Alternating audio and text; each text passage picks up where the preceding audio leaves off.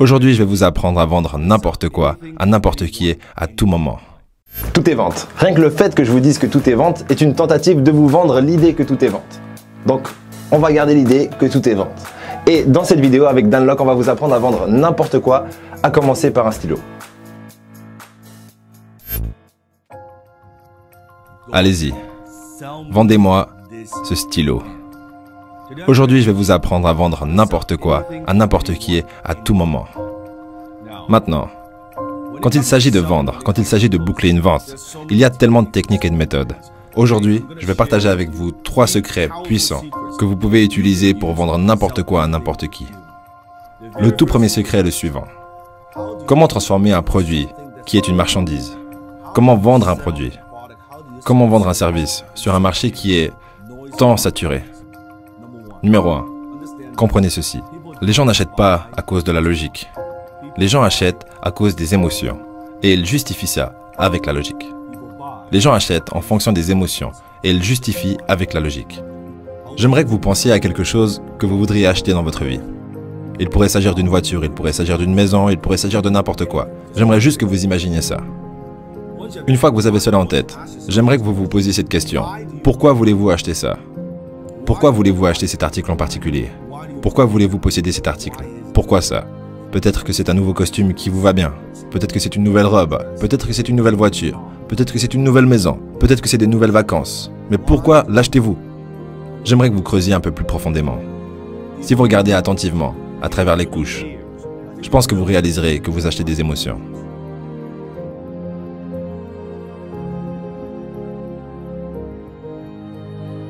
T'es pas sérieux? Peut-être que vous achetez cet article à cause de la cupidité. Vous voulez gagner de l'argent ou vous voulez économiser de l'argent. Ou c'est peut-être à cause de la générosité.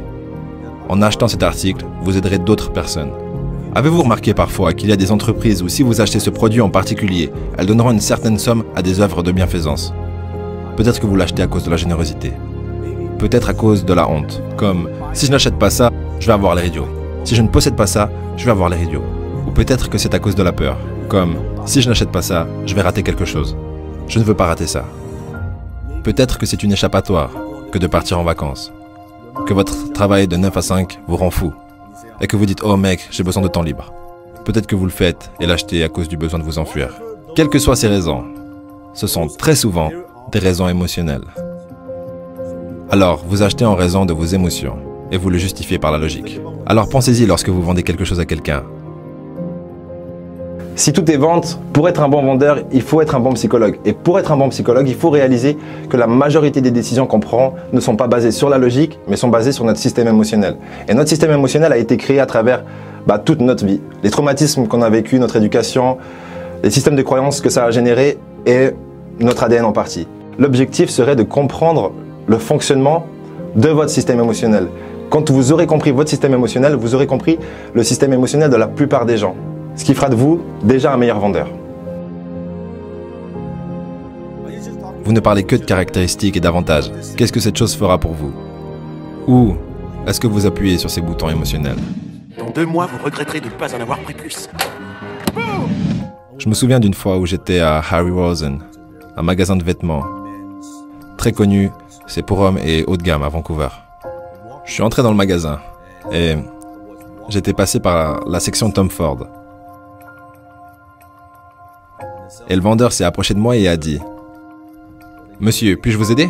J'ai dit « Non, merci, je regarde seulement. » Il a dit « Faites-moi une faveur. Mettez ce costume. » Maintenant, à l'époque, je n'avais jamais porté un costume de Tom Ford auparavant. J'ai beaucoup de costumes, mais je n'ai jamais porté un costume de Tom Ford. Il a dit « Faites-moi une faveur. Mettez ça. » J'ai dit « Ok. » Je l'ai mis. Il a dit « Comment vous sentez-vous ?» Eh bien, on s'y sent plutôt bien. D'accord. Essayez aussi ceci, enfilez ce smoking. J'ai dit d'accord, c'est plutôt classe. Il a dit oh, c'est magnifique. Il a dit monsieur, êtes-vous un fan de James Bond? J'ai dit qui n'est pas un fan de James Bond? Il a dit vous voyez ce costume ici, ce smoking? C'est exactement le même costume, le même design que celui que James Bond porte dans Casino Royale. Vous savez cette scène où il jouait au poker? Putain, c'est stylé, non? Et avant même de m'en rendre compte, j'ai acheté ce putain de smoking. Et c'est beaucoup d'argent, ça coûte beaucoup d'argent. Et si vous y pensez, Qu'est-ce que j'ai acheté? J'ai acheté des émotions. Ce que j'achète que lorsque je porte ce smoking. Je me sens bien. En tant que fan de James Bond, je me sens comme James Bond.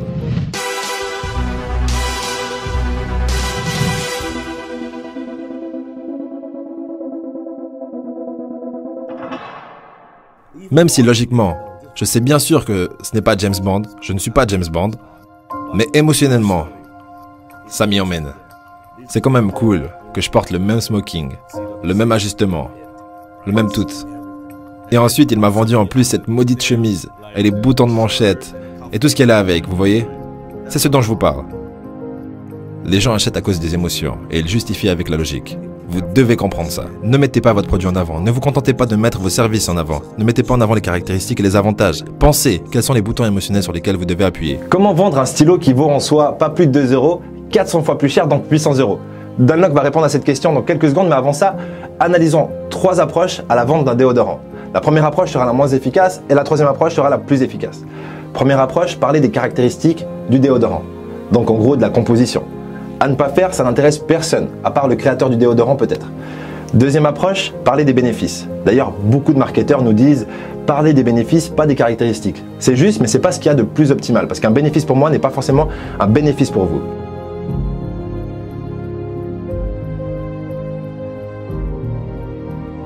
Et troisième approche, c'est d'appuyer sur les boutons émotionnels. Et ça donne ça.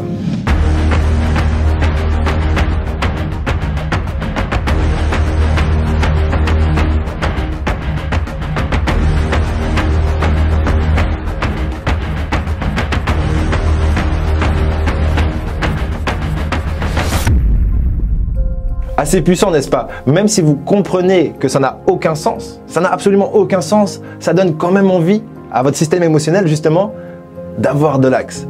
C'est ça justement la puissance d'appuyer sur les boutons émotionnels. Même si vous savez qu'on a appuyé sur vos boutons émotionnels, ça marche quand même. Et avec votre conscience, vous allez devoir rationaliser le truc et donner un peu de logique à tout ça et dire mais c'est quoi cette histoire en fait? J'ai pas besoin de cet axe, vaut mieux que je m'intéresse à un produit qui a une bonne composition. Justement, c'est là où je voulais en venir. C'est pas parce qu'une entreprise a un excellent marketing et qu'ils appuient avec brio sur tous vos boutons émotionnels qu'ils ont un bon produit. C'est souvent le contraire. Ceux qui ont le meilleur marketing ont souvent les moins bons produits et ceux qui ont les moins bons marketing ont les meilleurs produits. Du coup, qu'est-ce que ça veut dire pour vous?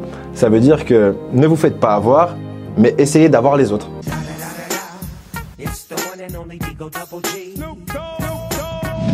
Numéro 2. Les gens n'achètent pas pour rentrer dans quelque chose. Ils achètent pour sortir de quelque chose. Cela signifie que les gens, très souvent, ils achètent quelque chose parce qu'ils ont un problème qu'ils veulent résoudre. Ils veulent acheter ce moyen de résoudre ce problème. Les gens n'achètent pas de perceuse, ils veulent un trou dans le mur. Donc, pour quelle chose les aidez-vous? Quel problème aidez-vous à résoudre? Quelle est cette chose que vous devez comprendre? Donc, je dis toujours que le montant que vous gagnez est directement proportionnel à la profondeur à laquelle vous comprenez la douleur de votre marché. Le montant que vous gagnez est en proportion directe par rapport à la profondeur à laquelle vous allez et de votre compréhension de la douleur de votre marché. Alors vous devez comprendre quelles sont les douleurs que les gens ont et comment les aider à les soulager. Alors pensez-y. 2 choses rapidement que vous devez absolument être capable de faire pour mieux comprendre la souffrance de votre marché ou de votre entourage. Si vous n'êtes pas entrepreneur, la première chose, c'est de surpasser vos propres problèmes. Si, par exemple, maintenant, je suis consumé par mes propres problèmes, je ne peux pas venir faire ce que je fais parce que j'en ai absolument rien à foutre de discuter devant ces lumières à la con et cette caméra de merde parce que moi, j'ai mes problèmes. Vous comprenez aussi? Oh! Vous voyez, ça ne marche pas. Et la deuxième chose, c'est simplement, et je dis simplement peut-être un peu rapidement, c'est pas si simple, mais c'est de ne pas juger. Si vous jugez, vous ne pouvez pas comprendre la souffrance que vit cette personne. Si vous jugez sa façon de penser, vous allez vous priver de l'opportunité de réellement comprendre pourquoi cette personne pense comme elle pense. Et un bon vendeur est un bon psychologue et un bon psychologue est un bon vendeur. Donc vous devez comprendre, vous ne devez pas juger. Numéro 3. Les gens n'achètent pas de produits ni de services. Ils achètent des histoires.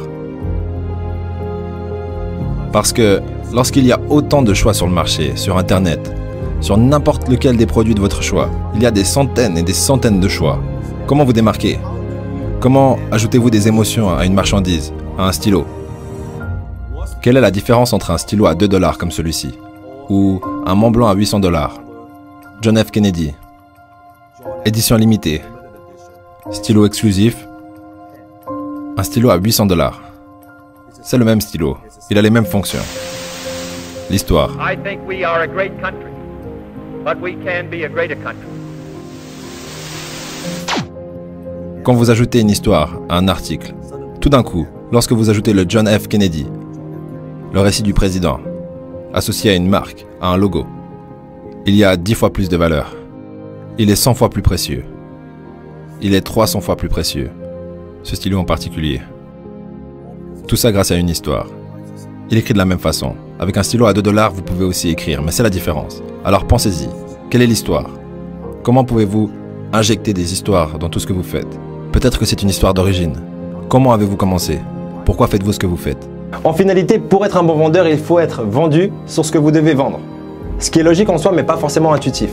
Et qu'est-ce que ça veut dire fondamentalement? Ça veut dire que vous devez être persuadé que la meilleure façon que vous avez d'aider la personne qui est en face de vous, c'est justement en lui vendant un de vos produits ou un de vos services. Maintenant, je réalise que c'est pas en vous balançant 10 000 stratégies en pleine tranche que vous allez pouvoir les appliquer dès le lendemain.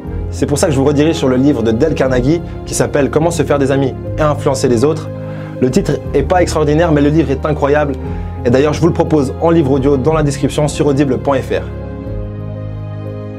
Et oui, c'est un partenariat, mais qui sera bénéfique pour tout le monde, surtout pour les gens qui profitent des livres audio, parce qu'il n'y a rien d'autre que l'éducation pour passer de la motivation à la réussite. Du coup, je vous laisse en profiter et je vous dis au prochain épisode. L'opinion que les gens ont de vous n'a pas à devenir votre réalité.